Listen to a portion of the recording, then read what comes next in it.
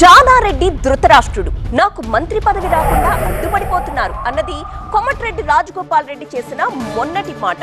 ఈ రోజు అబ్బే జానారెడ్డి అలా లేఖ రాసి ఉండాల్సింది కాదని మాత్రమే చెప్పాను, జానారెడ్డి అంటే తనకు చాలా అభిమానం అన్నది నేటి మాట.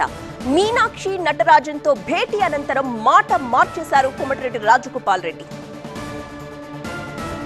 కొందరు నాయకులు ఇది చెప్తే బాగుండదు, దుర్మార్గంగా ధర్మరాజులాగా ఉండాల్సిన జానారెడ్డి గారు కూడా మహాభారతంలో ధృతరాష్ట్రం పాత్ర పోషిస్తుంది.